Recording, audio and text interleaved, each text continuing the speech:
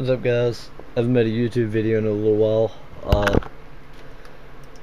just thought I'd make one. Mainly, I don't really know what to talk about. Oh, now I remember. The car got hit by a deer about a month ago, and just now got fixed in the shop. It was in there for like 2 weeks in the shop, and just now got fixed. Gonna go pick it up tomorrow. If I can work something out, because I don't have the $500 to give them, which was my deductible off the insurance, off the comprehension coverage for my insurance policy. But really, I can't really do anything about it. Hopefully the guy is nice enough to give me my car and I can just make payments. That would be great. If not, I'm kind of screwed. But besides that, it's my dog Core. You guys probably have never seen her before, unless you're on my Facebook, then you have. And she's part Australian Shepherd and part Red Heeler. Very sweet dog. And you may be looking at her foot. She actually broke it about 4 weeks ago. She broke 3 toes, like right on the top of her foot. These 3, like the 3 back, like if it was the top of your hand, imagine those 3 things being broken, which would hurt like hell. But I wrapped the splint myself. That's a sock to keep it from the bandage from irritating her, and then a piece of cardboard to use be used as a splint, which works great, because I'm not going to go and spend $150 for the vet to rewrap it when I know how to wrap a splint myself. But she is a very, very cute dog. Core, very cute dog. But yeah, and she's only 6 months old. Still pretty young, weighing at about 32, 31 pounds, and decently sized. Like, there's my foot. So she's pretty big. I mean, she's not like huge, but not tiny either. And on top of that, let's give a little update on the car. You guys may be wondering what happened to the 18. Well, I took the box out because the box I was having so many issues. The motor force on the 18 was like tearing the box apart, so I had to take it out and put the seat back in, and I left it. I had no bass for a little while and just was doing nothing really. And then I got the Hyphonics BXI 2610D about 3 days before the wreck, which is about 4 weeks ago. Then after that, once I got the 18, I modeled it for a small enclosure inside of the trunk, like 4.5 cubes tuned to 30 hertz, and it did not model very well for such a small enclosure. It liked the larger enclosures, and the inductance on that thing was just scary low.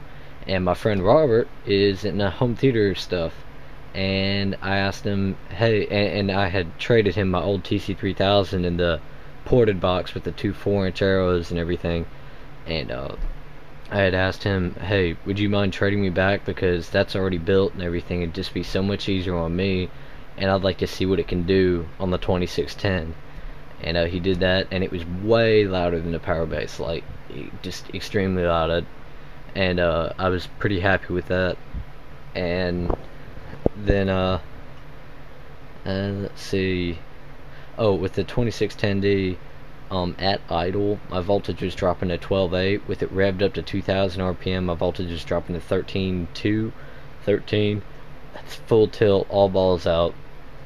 And it's much, much louder. Sounds better with the Hyphonics.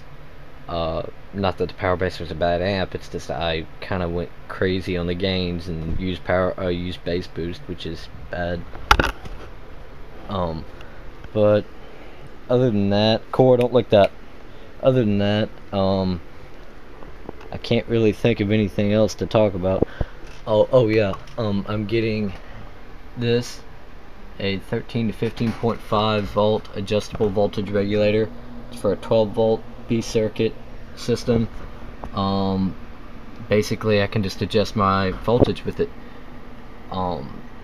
It's universal, so it works for any vehicle, and it's only $62.99, free ground shipping at Motor City Reman. That's a heck of a deal. A lot cheaper than, like, say, a what was I gonna say? Oh, like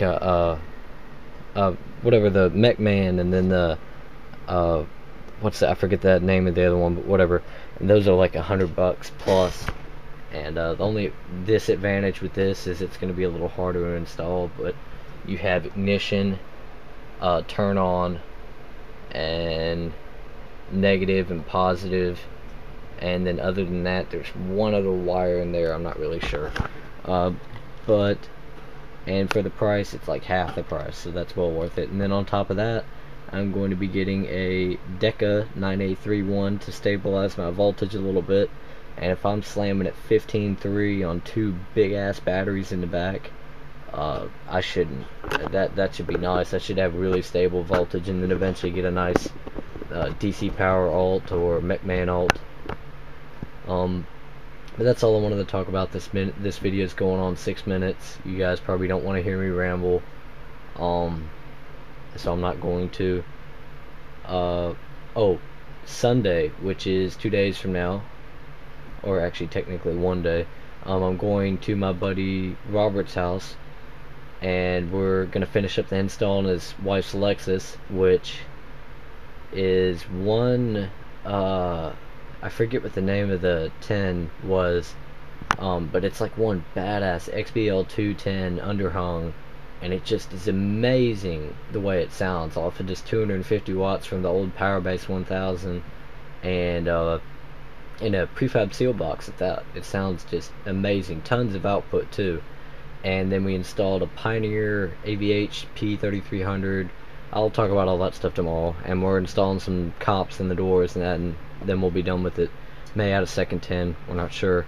But that's about it, guys. Just wanted to give you guys an update, and you guys are probably getting bored to tears, but peace.